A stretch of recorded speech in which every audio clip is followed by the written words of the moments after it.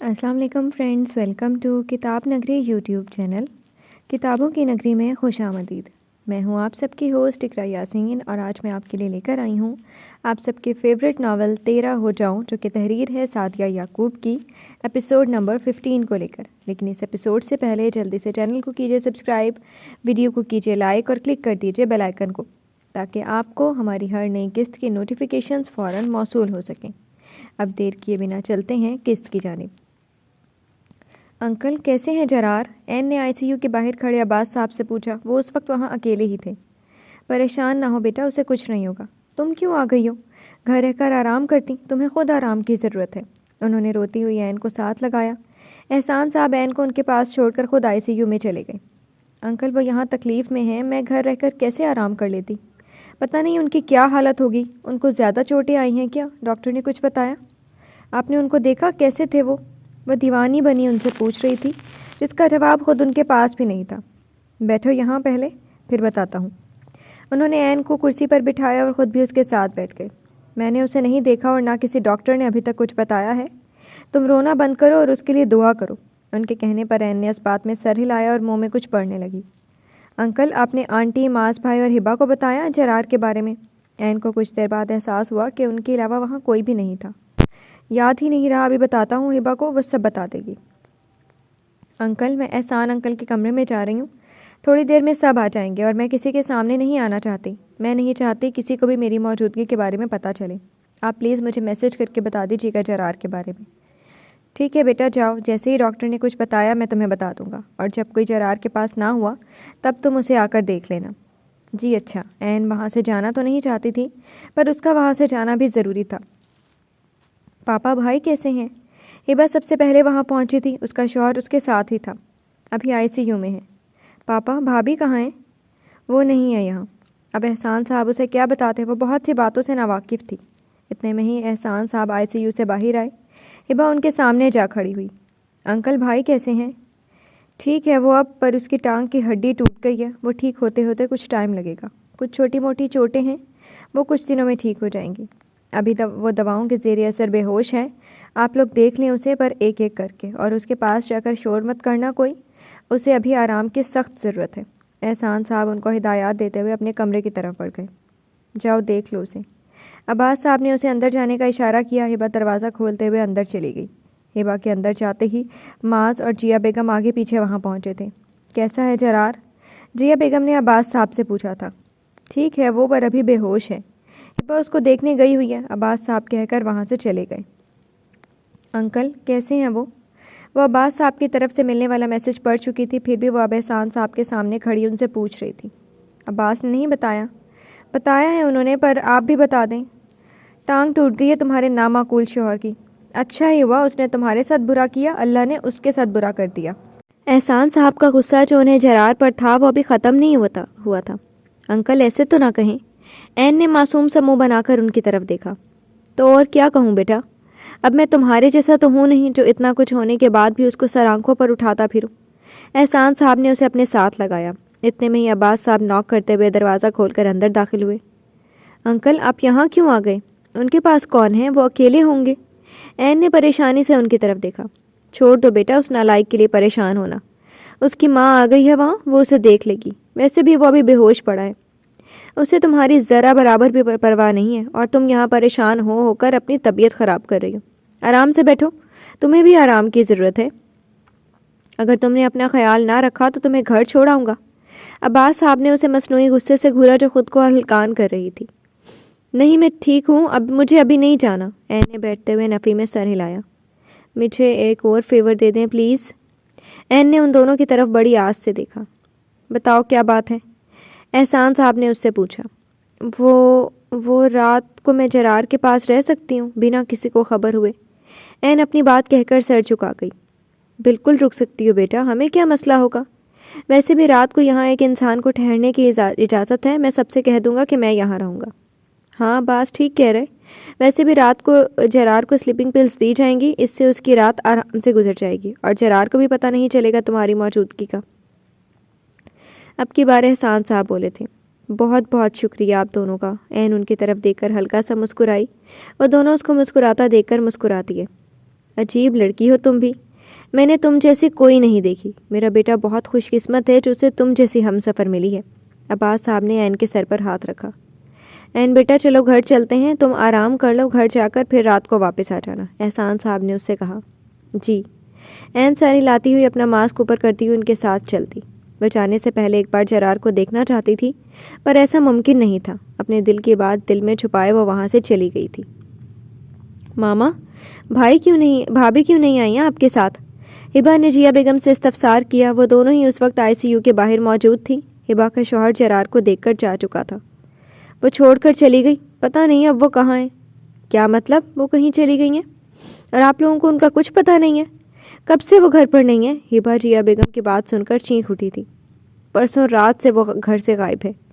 جیا بیگم نے اتنا ہی کہا تھا کہ عباس صاحب جو ابھی وہاں پہنچے تھے انہوں نے ان کی بات کاٹ دی۔ سچ بتاؤ کہ وہ گئی نہیں ہے، اسے نکالا ہے تم ماں بیٹے نے؟ کیا مطلب پاپا؟ ہبا نے ان کی طرف سوالیہ نظروں سے دیکھا۔ تمہاری ماں نے جرار کے سامنے عین کی جعلی ابارشن کی رپورٹ اور اس کی اور ایان کی تصویروں کو غلط رنگ دے کر جرار کے سامنے پیش کیا، اور تو اور جرار کو عین کے پہلے ہونے والے دونوں نکاح کے بارے میں بتا دیا۔ یہ سن کر جرار نے غصے میں آ کر اس معصوم کو گھر سے نکال دیا۔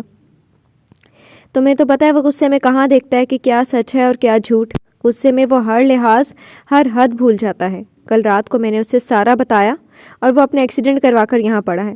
اگر وہ یہ سب کرنے سے پہلے سوچ لیتا تو نہ وہ اس حالت میں پڑا ہوتا اور نہ ہی عین گھر سے بے گھر ہوتی۔ پتہ نہیں وہ کہاں اور کس حالت میں ہوگی۔ ان ماں بیٹے کی وجہ سے ایک یتیم بچی گھر سے بے گھر ہو گئی ہے، اور وہ ہے بھی اس حالت میں جس میں اسے سب کی ضرورت ہے۔ ماما، کیوں کیا آپ نے ایسا؟ آپ کی وجہ سے بھائی اور بھابھی دونوں تکلیف میں ہیں۔ مجھے آپ سے ہرگز کسی ایسے کام کی توقع نہیں تھی۔ چلیں، آپ کو بھائی بھابھی کا نہ صحیح اس چھوٹی سی جان کا بھی خیال نہیں آیا جو ابھی اس دنیا میں آیا بھی نہیں ہے اور کیا کچھ سہ رہا ہے۔ آپ کیسے اتنی بے رحم اور شفاق بن گئی؟ کبھی تو ہمارا اپنے گھر کی خوشیوں کا بھی سوچ لیا کریں۔ ہم لوگ کتنے خوش تھے کہ ہمارے گھر میں چھوٹا سا بچہ آنے والا ہے، اور آپ نے کیا کر دیا؟ آپ نے ہماری ساری خوشیوں کو تباہ کر کے رکھ دیا۔ بھائی اتنے خوش تھے، میں نے بھائی کو پہلے کبھی بھی اتنا خوش نہیں دیکھا جتنا وہ بچے کا سن کر خوش ہوئے تھے۔ آپ نے بھائی کی خوشیوں کا قتل کیا ہے۔ دیکھ لیں آپ کے کیے کا انجام۔ آپ کا بیٹا زخمی حالت میں اندر پڑا ہے۔ آپ نے سب کو تباہ کر دیا، سب کچھ۔ میری ماما ایسے بھی ہوں گی میں نے کبھی سوچا بھی نہیں تھا۔ ہبا روتے ہوئے جب بولنے پر آئی تو بولتی چلی گئی۔ جیا بیگم نے اس کی بات کا کوئی جواب نہیں دیا اور جرار کو دیکھنے کے لیے آئی سی یو میں چلی گئی۔ پاپا، آپ نے ماما اور بھائی کو کچھ کہا کیوں نہیں؟ ماما ایسی کیوں ہو گئی ہیں؟ مجھے تو ابھی تک یقین نہیں آ رہا کہ ماما ایسا بھی کر سکتی ہیں۔ اور اب دیکھیں ان کا رویہ، میری کسی بھی بات کا جواب دیے بنا چلی گئی ہیں۔ میں منہ سے جتنا ان کو کہہ سکتا تھا کہہ دیا، اور ان کو کچھ اس لیے نہیں کہہ سکتا کیونکہ عین نے مجھ سے وعدہ لیا تھا کہ میں کبھی بھی ان دونوں کے ساتھ کچھ بھی برا نہیں کروں گا۔ اس لیے تو تمہارا بھائی اور ماں اس طرح آرام سے رہ رہے ہیں، ورنہ میں ان کے ساتھ ایسا کرتا کہ یہ دونوں ساری عمر یاد رکھتے، ان کو ان کے کیے کی سزا ضرور دیتا۔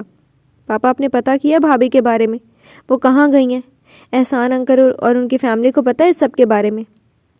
مجھے نہیں پتا وہ کہاں ہیں، اور نہ ہی احسان کے علاوہ کسی کو پتہ ہے کہ عین کے ساتھ کیا ہوا ہے۔ جب بھابھی کو عین کے بارے میں پتہ چلا تو وہ پہلے ہی احسان بڑے غصے میں ہے۔ میرے نالائق بیٹے نے سب برباد کر کے رکھ دیا۔ اب سمجھ ہی نہیں آ رہا کہ میں کیا کروں اور کیا نہ کروں۔ پاپا، جو بھی ہوا بہت برا ہوا ہے۔ بھائی اور ماما کو بھابھی کے ساتھ ایسا نہیں کرنا چاہیے تھا۔ پتہ نہیں وہ کہاں اور کس حالت میں ہوں گی، اللہ ان کی حفاظت کرے۔ آمین۔ اب تم چاہو تو گھر چلی جاؤ، یہاں معاذ ہوگا جرار کے پاس، وہ کچھ دیر بعد یہاں ہوگا، اور رات کو میں یہاں رہوں گا بھی، مجھے آفس جانا ہے۔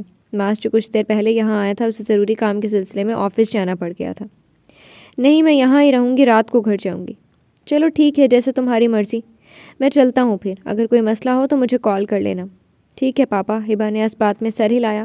عباس صاحب وہاں سے جا چکے تھے اور ہبا آئی سی یو کے باہر بیٹھ گئی۔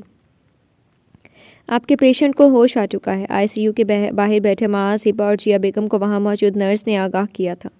وہ تینوں ہی اندر چلے گئے۔ ان سب کو دیکھ کر جرار اپنی آنکھیں بند کر گیا۔ بھائی، میں آپ سے آپ کی طبیعت کے بارے میں بالکل بھی نہیں پوچھوں گی۔ پتہ ہے کیوں؟ جرار جو آنکھیں بند کیے پڑا تھا، ہبا کی بات پر اس نے اپنی آنکھیں کھول کر ہبا کی طرف دیکھا۔ کیونکہ آپ نے بھابھی پر ظلم کیا ہے۔ ان کی غلطی نہ ہوتے ہوئے بھی آپ نے ان کو سزا دی۔ آپ نے جو کیا ہے یہ آپ کو اسی کی سزا ملی ہے۔ آپ نے ان پر ظلم کیا، ان کو گھر سے بے گھر کیا، اللہ نے آپ کو دوسروں کا محتاج بنا دیا۔ اب پڑے رہے یہاں ملازموں اور نرسز کے سہارے۔ پہلے تو بھابھی تھیں جنہوں نے بنا کسی غرض کے آپ کا خیال رکھا، آپ کی خدمت کی. اب آپ کو ایسا کوئی نہیں ملنے والا، کوئی بھی نہیں. کاش میرے بس میں ہوتا تو میں آپ سے بات بھی نہ کرتی، پر کیا کروں، جیسے بھی ہیں آپ ہیں تو میرے بھائی. پر اب میرا اور آپ کا رشتہ ویسا نہیں رہے گا جیسا پہلے ہوا کرتا تھا. آپ نے اور ماما نے مجھے بہت ہرٹ کیا ہے. ہبا اپنی بات مکمل کر کے وہاں سے چلی گئی اور پیچھے جرار کو پچھتاوے میں مبتلا کر گئی. اس کے ایک غلط فیصلے نے اور اس کے غصے کی وجہ سے اس کے بہت سے عزیز رشتے اس سے دور ہو گئے تھے، پر اب وہ کچھ بھی نہیں کر سکتا تھا. جائیں آپ لوگ بھی یہاں سے، مجھے اکیلا رہنے دیں. جرار چیختا ہوا انہیں وہاں سے جانے پر مجبور کر گیا. کاش میں تمہیں ڈھونڈ پاتا یا پھر گزرے وقت کو واپس لا پاتا، پر ایسا کچھ بھی نہیں کر سکتا. پلیز این کہیں سے واپس آ جاؤ، مجھے تمہاری ضرورت ہے. میں نے بہت برا کیا ہے تمہارے ساتھ، اسی کی سزا مجھے ملی ہے. اللہ تعالیٰ پلیز این کو میرے پاس بھیج دیں. میں اس سے اپنے کیے ہر ظلم کی معافی مانگ لوں گا، اسے منا لوں گا، اور پھر اسے کوئی دکھ نہیں دوں گا اور نہ ہی اسے اپنے سے دور جانے دوں گا. وہ انسان جس نے کبھی بھی اللہ کو یاد نہیں کیا تھا اور نہ ہی اس سے کچھ مانگا تھا، آج اسے محبت اسے اللہ کے سامنے گڑ گڑانے پر مجبور کر گئی تھی. تکیے پر سر رکھے، آنکھیں موندے، کن پٹیوں کو مسلتے، درد کی شدت کم کرتے. نیند کا خود پر مہربان ہونے کا انتظار کرنا کسی اذیت سے کم نہیں ہوتا. وہ تو پھر جسمانی درد کے ساتھ ساتھ دل کے درد میں بھی مبتلا تھا، اور اس کا یہ درد کسی صورت کم ہونے کا نام نہیں لے رہا تھا، بلکہ بڑھتا ہی جا رہا تھا. اس کا سکون، اس کے ہر درد کی دوا عین تھی، اور اسے وہ خود اپنے ہاتھوں سے کھو چکا تھا. کاش میں یہ سب کرنے سے پہلے کچھ سوچ لیتا، عین کی کوئی بات ہی سن لیتا. اس نے تو مجھے روکنے کی کوشش بھی کی تھی. اس نے پہلی بار میری کسی حرکت پر رسپانس دیا، مجھے پہلی بار چھوا تھا. جو میں چاہتا تھا وہی اس نے کیا تھا، مجھے خود سے دور ہونے پر روکا تھا. کیوں میں اس بات کو محسوس نہیں کر پایا؟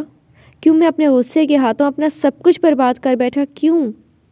پلیز این کہیں سے واپس آ جاؤ. میں تمہیں سب سے دور لے کر ایک ایسی جگہ چلا جاؤں گا جہاں ہمارے درمیان کوئی نہیں آئے گا، جس میں صرف ہم اور ہماری خوشیاں ہوں گی. میں تمہارے لیے ایک ایسی دنیا بناؤں گا جہاں تمہیں گرم ہوا بھی نہیں چھو سکے گی. وہاں پھر کوئی بھی ہمیں الگ نہیں کر پائے گا. میرے بس میں ہو تو کبھی کہیں کوئی شہر ایسا بساؤں میں جہاں برف برف محبتوں پہ غم جہاں کا اثر نہ ہو. رہو رسم میں دنیا کی بندشیں، غم ذات کے سبھی ذائقے، سم کائنات کی تلخیاں کسی آنکھ کو بھی نہ چھو سکیں. جہاں میری سانس کی تازگی تیری چاہتوں کے کنول میں ہو. کوئی شہر ایسا کبھی کہیں جہاں دھوپ چھاؤں گلے ملیں، جہاں بانجھ رت میں بھی گلے گل کھلے، جہاں چاہتوں کے ہجوم میں کبھی گیت امن کے گاؤں میں، جہاں زندگی کا رجز پڑھوں، جہاں بے خلل گنگناؤں میں، جہاں موج موج کی اوٹ میں تو کرن بنے مسکراؤں میں. میرے بس میں ہو تو کبھی کہیں کوئی شہر ایسا بساؤں میں.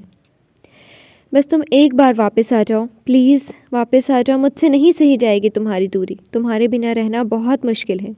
پلیز آ جاؤ، میں تمہارے ساتھ جینا چاہتا ہوں. تم نہ آئی تو تمہارا جرار پھر سے برا بن جائے گا یا پھر مر ہی جائے گا. اب سب تمہارے ہاتھ میں ہے. چاہو تو مجھے بچا لو یا پھر مار دو. وہ عین کو پکار رہا تھا، خود ہی اس کو خود سے دور کر کے. اب وہ چاہ رہا تھا کہ وہ وہیں اس کے پاس سے واپس آ جائے. کیا ہوا؟ کس شے کی متلاشی ہو؟ اس کا ضمیر اس کے سامنے آ کھڑا ہوا. کیا نہیں مل رہا زندگی میں؟ کس چیز کی طلب تمہیں تڑپا رہی ہے؟ کیا تم سکون کی تلاش میں ہو؟ جس سکون کی تمہیں تلاش ہے وہ اب تمہیں اپنے رب کے سوا کہیں اور نہیں ملے گا. جو ہستی تمہارے لیے باعث سکون تھی، جس کو اللہ نے تمہارے لیے راحت بنایا تھا، اس کو تم کھو چکے ہو. اب وہ تمہیں نہیں ملے گی، کیونکہ تم نے کون سا اس کے ساتھ اچھا کیا ہے جو وہ تمہاری ایک پکار پر سب کچھ بھلائے تمہارے پاس دوڑی چلی آئے گی. وہ بھی تو انسان ہے، اس کی بھی عزت نفس ہے. وہ کچھ کہتی نہیں، اس لیے تمہارا جب دل چاہا اسے ذلیل کر دیا، اور جب دل کیا پیار سے بلا لیا. اسے بھی تمہاری باتیں، تمہارا رویہ برا لگتا ہوگا. اتنا کچھ سہنے کے بعد وہ کبھی بھی واپس نہیں آئے گی. نہیں، تم جھوٹ بول رہے ہو. تم جلتے ہو ہم دونوں کی محبت سے. وہ واپس آئے گی، ضرور واپس آئے گی. جرار نے نفی میں سر ہلاتے ہوئے اپنے ضمیر کی بات کو جھٹلایا تھا. نہیں آئے گی وہ واپس. بس ایک صورت ہے اس کی واپسی کی. اگر تم چاہو تو اسے دوبارہ پا سکتے ہو. کیسے؟ جلدی بتاؤ، کیسے وہ مجھے واپس مل سکتی ہے؟ جرار نے بے تابی سے اپنے ضمیر سے پوچھا تھا. اللہ کے قریب ہو جاؤ، اسے خوش کرنے کی کوشش کرو. اللہ سے اسے مانگو اللہ نے چاہا تو وہ بہت جلد تمہیں مل جائے گی۔ وہ تو کہہ رہا ہے کہ آ جاؤ، جلدی سے آؤ، چلو چلو اب آ بھی جاؤ، میرے سامنے جھک جاؤ، قربت کا مزہ تو دیکھو، سکون کو محسوس تو کرو، تمہیں وہ سکون ملے گا جو تمہیں پہلے کبھی بھی نہیں ملا۔ سجدہ کرو اور اس کے قریب آ جاؤ، تمہارا ہر دکھ دور ہو جائے گا، تمہاری ہر مراد بھر آئے گی۔ اگر ایسا کرنے سے وہ مجھے مل جائے گی تو میں ایسا ضرور کروں گا، اللہ کو خوش کرنے کی ہر ممکن کوشش کروں گا۔ جرار کے یہ کہتے ہی اس کا ضمیر اس کی نظروں کے سامنے سے غائب ہو گیا۔ کتنی چوٹیں آئی ہیں آپ کو؟ جرار کے چہرے پر لگے زخموں کو اپنے ہاتھوں سے چھوتے ہوئے وہ مسلسل رو رہی تھی۔ رات کا وقت تھا، جرار کے پاس عین کمرے میں موجود تھی۔ عباس صاحب احسان صاحب کے کمرے میں آرام کر رہے تھے۔ میں چاہتی ہوں میں آپ کو بتاؤں کہ جب میں سوچتی ہوں کہ آپ میرے نہیں ہوں تو یہ احساس مجھے ایسے کھاتا ہے جیسے کسی لکڑی کو دیمک لگ جائے۔ بظاہر تو وہ لکڑی تندرست نظر آتی ہے، پر اندر سے کھوکھلی ہو کے ختم ہو چکی ہوتی ہے۔ میں بھی اسی طرح اندر ہی اندر کھوکھلی ہو گئی ہوں۔ بظاہر تو تندرست نظر آتی ہوں، پر کسی دن زمین بوس ہو جاؤں گی اور سب کہیں گے اچھی بھلی تو تھی، پر آپ گواہ رہنا کہ مجھے آپ کی دیمک نے کھایا ہے۔ میں اچھی بھلی نظر آتی ہوں پر ہوں نہیں۔ مجھے زندہ رہنے کے لیے آپ کی اور آپ کے ساتھ کی ضرورت ہے، وہ ساتھ جو آپ نے میرے پاس رہنے ہی نہیں دیا۔ میں بہت تکلیف سے گزر رہی ہوں، اٹھے نہ، روک لیں مجھے، ورنہ میں آپ سے بہت دور چلی جاؤں گی۔ یہاں آپ میرے سامنے ہو کر بھی میرے نہیں ہوں گے، مجھ سے یہ دوری اور تکلیف نہیں سہی جائے گی، اس لیے میں نے آپ سے بہت دور جانے کا فیصلہ کیا ہے۔ یہاں رہی تو مر جاؤں گی، اور مجھے ابھی مرنا نہیں ہے، مجھے اپنے بچے کے لیے جینا ہے۔ میری دعا ہے کہ اللہ مجھے آپ کے بنا رہنے کے لیے صبر عطا کر دے، اتنی ہمت میرے اندر پیدا ہو جائے کہ میں آپ کے بنا اپنے بچے کو پال کر بڑا کر سکوں۔ آپ کے ساتھ میرا جتنا بھی وقت گزرا بہت اچھا گزرا۔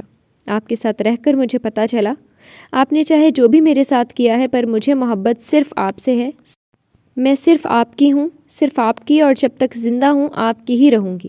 مجھے آج تک آپ کے سوا کسی نے نہیں چھوا، پھر آپ نے کیسے سوچ لیا کہ میں آپ کو دھوکہ دوں گی؟ جب تک آپ یہاں ہیں میں روز رات کو آپ کے پاس آیا کروں گی۔ مجھے جو یہ کچھ دن ملے ہیں میں ان دنوں میں جی بھر کے آپ کو دیکھنا چاہتی ہوں۔ جرار کا ہاتھ اپنے ہاتھ میں لیے وہ اس کے سینے پر سر ٹکا چکی تھی۔ اللہ کے سامنے جھکنے کے بعد یہاں آپ کے پاس مجھے سکون ملتا ہے، پر یہ سکون بھی بس کچھ دنوں کا ہے، پھر پتہ نہیں آپ کہاں اور میں کہاں۔ اس کے سینے پر سر رکھے وہ اس سے ہر وہ بات جو اس کے دل میں تھی وہ بے ہوش پڑے جرار سے کہہ گئی تھی۔ فجر کی اذان کی آواز سنتے ہی اس کے سینے سے سر اٹھا کر بیٹھ گئی تھی۔ چلتی ہوں، اب صبح ہونے والی ہے۔ وقت کا پتہ نہیں چلا، ایسا لگ رہا جیسے منٹوں میں رات گزر گئی ہو۔ رات کو پھر آؤں گی۔ جرار کے گال پر ہاتھ رکھتے ہوئے اس کی زخمی پیشانی پر وہ اپنے لب رکھ چکی تھی۔ جرار اگر ہوش میں ہوتا تو شاید اس کی اس عنایت پر خوشی سے پاگل ہی ہو جاتا۔ وہ ابھی اس کو انجیکشن کے زیر اثر سو رہا تھا۔ چلتی ہوں، اپنا خیال رکھیے گا۔ میرے بس میں ہوتا تو آپ کا خود خیال رکھتی، آپ کا ہر درد اپنے وجود پر لے لیتی، پر آپ نے تو مجھ سے یہ بھی حق چھین لیا ہے۔ یہ بہت بری عادت ڈالی ہے آپ نے مجھے۔ اس کی پیشانی پر اپنی پیشانی ٹکائے وہ اس کی سانسوں کو اپنے اندر اتار رہی تھی۔ پتہ نہیں کیسے اس عادت سے جان چھڑاؤں گی۔ چلتی ہوں، اب کچھ دیر اور رکی تو جا نہیں پاؤں گی۔ عین کے آنسو جرار کا چہرہ بھگو گئے تھے۔ جرار کا چہرہ صاف کرتے اس کا ہاتھ کو چومتے وہ وہاں سے چلی گئی تھی۔ پاپا، رات کو کون آیا تھا میرے پاس؟ جرار کے سوال پر عباس صاحب نے حیرانی سے اس کی طرف دیکھا۔ کوئی بھی نہیں تھا، میں ہی تھا، تمہیں کوئی غلط فہمی ہوئی ہوگی، تم تو ویسے بھی دواؤں کے زیر اثر سو رہے تھے، پھر تمہیں کیسے شک ہوا کہ یہاں کوئی آیا تھا؟ مجھے لگا وہ عین تھی، وہ یہاں آئی تھی، وہ مجھ سے پتہ نہیں کیا کہہ رہی تھی، میری آنکھیں ہی نہیں کھل رہی تھیں، ورنہ میں دیکھ لیتا کہ وہ واقعی میں ہی عین ہے۔ شکر ہے بیٹا تمہیں پتہ نہیں چلا، ورنہ ہم سب کا راز فاش ہو جاتا، اور عین ایسا بالکل بھی نہیں چاہتی تھی۔ ویسے ماننا پڑے گا تمہارے اندازے کو، جو تم کہہ رہے ہو وہ بالکل سچ ہے، پر میں تمہیں بتا نہیں سکتا کہ یہ سب سچ ہے۔ عباس صاحب نے دل میں سوچا، نہیں ایسا کچھ بھی نہیں ہے، تم نے کوئی خواب دیکھا ہوگا، لگتا ہے تم نے عین کو اپنے دماغ پر زیادہ ہی سوار کر لیا ہے۔ اب اگر اسے اپنی زندگی سے نکال ہی چکے ہو تو بھول جاؤ اسے۔ پہلے کون سا کام تم نے اس معصوم بچی کی زندگی عذاب کی تھی جو پھر سے اس کے پیچھے پڑے ہو؟ بھول جاؤ اسے، اور اسے بھی اپنی زندگی میں اپنی مرضی اور سکون سے گزارنے دو۔ اب تم آرام کرو، کچھ دیر میں ہبہ آ جائے گی، مجھے ابھی آفس جانا ہے، چلتا ہوں میں، کسی چیز کی ضرورت ہو تو فون کر لینا، یہ پڑا ہے تمہارا موبائل۔ جرار کا موبائل اس کے پاس رکھے وہ وہاں سے جا چکے تھے۔ وہ نہیں تھی پھر کیوں مجھے اپنے وجود سے اس کی خوشبو آ رہی ہے؟ کیوں میرا دل ساری رات مجھے اس کی موجودگی کا احساس دلاتا رہا؟ وہ تھی میرے پاس، اسی لیے تو میری رات اتنی پرسکون گزری ہے۔ پھر پاپا کیوں کہہ رہے ہیں کہ وہ یہاں نہیں تھی؟ وہ تھی یہاں۔ میرا دل کیوں پاپا کی بات پر آمادہ نہیں ہو رہا ہے؟ شاید پاپا ٹھیک ہی کہتے ہیں، میں نے اسے زیادہ ہی اپنے حواسوں پر سوار کر لیا۔ پر میں بھی کیا کروں؟ میرے بس میں تو کچھ بھی نہیں ہے، وہ تو میری ہر ایک سانس کے ساتھ جڑی ہوئی ہے، کیسے بھول جاؤں میں اسے؟ کہاں کہاں نہیں احساس تیرے ہونے کا، میں کیا بتاؤں کمی ہے کہاں کہاں تیری۔ وہ اپنا درد بھلائے عین کی یاد میں تڑپ رہا تھا۔ میں تمہیں ڈھونڈ لوں گا، بس میں ایک دفعہ اپنے پاؤں پر چلنے لگوں، پھر دیکھنا میں تمہیں ڈھونڈ کر اس ساری دنیا سے چھپا کر اپنے دل میں رکھ لوں گا۔ وہ عین کے پیچھے دیوانہ ہو رہا تھا۔ کیسے عین کو وہ گھر سے نکال سکتا ہے؟ ہمت کیسے ہوئی اس کی ایسا کرنے کی؟ میری بچی پتہ نہیں کس حال میں ہوگی۔ مسز احسان نے رو رو کر خود کو ہلکان کر لیا تھا۔ انہیں ابھی ماریا نے عین کی گمشدگی کا بتایا تھا۔ ماریا ماس کے ساتھ وہاں ان کے پاس آئی ہوئی تھی۔ تم لوگوں نے اسے ڈھونڈنے کی کوشش کی؟ جی آنٹی، ہم انکل بابر کے گھر گئے یہ سوچ کر کہ شاید عین وہاں ہوگی، پر وہ وہاں نہیں تھی۔ فون نمبر اس کا بند جا رہا ہے، سارے ہاسپٹلز اور شیلٹر ہومز میں بھی پتہ کر لیا، پر اس کا کوئی سراغ نہیں مل رہا۔ اللہ جانے وہ کہاں چلی گئی ہے۔ کاش وہ ہمارے پاس آ جاتی یا پھر ہمیں فون کر کے بتا دیتی۔ ماریا خود عین کی وجہ سے بہت پریشان تھی۔ وہ ماس کے ساتھ عین کی تلاش میں کئی جگہ جا چکی تھی۔ تمہارے انکل کو پتہ ہے؟ جی انکل احسان کو بھی پتہ ہے، انہوں نے بھی عین کو ڈھونڈنے کی کوشش کی ہے، پر وہ انہیں بھی نہیں ملی۔ احسان کو پتہ ہے اور انہوں نے مجھے بتایا تک نہیں۔ آ جائیں ذرا یہ گھر واپس، میں پوچھتی ہوں۔ میری بیٹی گھر سے غائب ہے اور انہوں نے مجھے بتانا بھی پسند نہیں کیا۔ آنٹی آپ روئیں نا، انکل آپ کو پریشان نہیں کرنا چاہتے تھے، اس لیے نہیں بتایا ہوگا۔ ہم سب ڈھونڈ رہے ہیں اسے، وہ بہت جلد ہمیں مل جائے گی، آپ بس دعا کریں۔ وہ ذلیل انسان ہے کہاں؟ میں اس سے پوچھوں تو صحیح، اس نے کیوں کیا میری بیٹی کے ساتھ ایسا؟ ان کا اشارہ جرار کی طرف تھا۔ آنٹی وہ ہاسپٹل میں پڑا ہے، اس کا ایکسیڈنٹ ہو گیا ہے۔ جواب ماس کی طرف سے آیا تھا۔ اچھا ہوا اس کے ساتھ، ایسا ہی ہونا چاہیے تھا۔ اس نے عین کے ساتھ برا کیا، اسے اس کے کیے کی سزا ملی ہے۔ مسز احسان کو جرار پر بہت غصہ تھا۔ وہ کیا، جو بھی جرار کی اس حرکت کے بارے میں سنتا تھا اس کو جرار پر ہی غصہ آتا تھا۔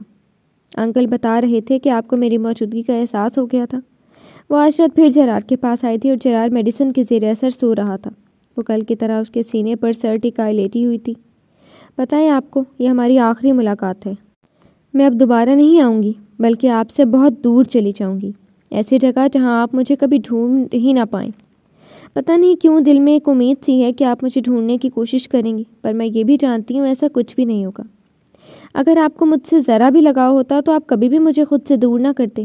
جانتی ہوں آپ کو مجھ سے محبت کبھی نہیں ہوگی، بس ایک خواہش ہے کہ مرنے سے پہلے آپ کے منہ سے یہ الفاظ سننے کو مل جائیں کہ آپ کو مجھ سے محبت ہے، پھر چاہے وہ الفاظ جھوٹ پر ہی مبنی کیوں نہ ہوں۔ پتہ نہیں یہ خواہش پوری ہوگی بھی کہ نہیں۔ پلیز جرار، جب مجھے موت آئے تو میرے مرنے سے پہلے میرے پاس ضرور آئیے گا۔ مجھے ہمارا بچہ آپ کے حوالے کرنا ہے۔ میں نہیں چاہتی میرا بچہ باپ کے سائے سے محروم رہے۔ میرا دل کہتا ہے میں زیادہ عرصہ جی نہیں پاؤں گی، پر میں اپنی طرف سے پوری کوشش کروں گی کہ زیادہ سے زیادہ وقت اپنے بچے کے ساتھ گزار سکوں۔ جانتی ہوں کبھی کبھار آپ کو ایسی چیز بھی کھونی پڑتی ہے جو ایسے جیسے آپ کے دل کا ٹکڑا ہو۔ جب کسی چیز سے محبت حد سے بڑھ جائے تو اللہ واپس لے لیتے ہیں، جس طرح اللہ نے مجھ سے آپ کو واپس لے لیا۔ اللہ چاہتے ہی نہیں میرا بندہ میرے علاوہ کسی چیز کی چاہت رکھے، چاہے وہ چیز محبوب رشتہ ہو یا دوست۔ دل تو ایسے لگتا ہے جیسے کٹ گیا ہو۔ خاموش آنسوؤں کی ایک جھڑی، بس ایک بات ہی رہ جاتی ہے دل و دماغ میں، اللہ بس اس چیز سے محبت تھی آپ نے وہ بھی لے لی، ڈالی بھی تو آپ نے تھی۔ میں نے اللہ سے کوئی شکایت نہیں کی، بس ایک عرض ہی کی ہے، اللہ چاہے کچھ نہ دینا، مجھے کچھ نہیں چاہیے اللہ، بس اپنی محبت اور رضا سے محروم نہ کرنا۔ اللہ چاہے آپ ساری دنیا لے لیں، سب کچھ لے لیں، جان بھی لے لیں، لیکن اپنی چاہت سے محروم نہ کرنا، اپنی جنت سے محروم نہ کرنا۔ آمین۔ میں صرف اللہ کی رضا میں راضی رہنے کی کوشش کرتی ہوں۔ اللہ نے مجھے آپ سے دور کیا ہے، اگر اللہ کی رضا ہوئی تو ہم دوبارہ ضرور ملیں گے۔ مجھے نہ اللہ تعالیٰ سے کوئی گلہ ہے، نہ ہی آپ سے کوئی شکایت ہے۔ آپ جہاں بھی رہیں خوش رہیں اور لمبی عمر پائیں، آپ کو کوئی تکلیف چھو کر بھی نہ گزرے۔ میری دعائیں ہمیشہ آپ کے ساتھ رہیں گی۔ چلتی ہوں، اپنا خیال رکھیے گا۔ اس کی پیشانی کو چومتے ہوئے وہ نم آنکھیں لیے وہاں سے ہمیشہ کے لیے چلی گئی تھی اور جرار سوتا ہی رہ گیا تھا۔ وہ درد سے تڑپ رہی تھی۔ احسان صاحب اور عباس صاحب اسے ہاسپٹل لے کر جا رہے تھے۔ میڈ بھی اس کے ساتھ موجود تھی۔ رات کا وقت تھا اس لیے انہیں پہنچنے میں دیر لگی تھی۔ انکل مجھے کچھ ہو گیا تو آپ دونوں میرے بچے کا خیال رکھیے گا پلیز۔ این کو اسٹریچر پر لٹا کر آپریشن تھیٹر میں لے جایا جا رہا تھا۔ وہ درد سے کراہتے ہوئے ان دونوں سے کہہ رہی تھی، کچھ نہیں ہوگا تمہیں، تم صحیح سلامت واپس آؤ گی اور اپنا بچہ بھی دیکھو گی، اپنے بچے کو تم خود پالو گی۔ احسان صاحب نے اسٹریچر کے ساتھ چلتے ہوئے اس کے آنسو صاف کیے۔ عباس صاحب اس کے دوسری طرف تھے۔ دونوں این کے لیے پریشان تھے۔ این کی حالت ٹھیک نہیں تھی، وہ بہت کمزور تھی، جس کی وجہ سے اس کی اور بچے کی جان کو خطرہ تھا۔ جی تو فرینڈز، کیسی لگی آپ کو آج کی ایپیسوڈ؟ امید ہے آپ کو پسند آئی ہوگی۔ کمنٹ سیکشن میں اپنی رائے کا اظہار ضرور کیجیے گا۔ پھر حاضر ہوں گے نئی قسط کے ساتھ، تب تک کے لیے شکریہ۔ اللہ حافظ۔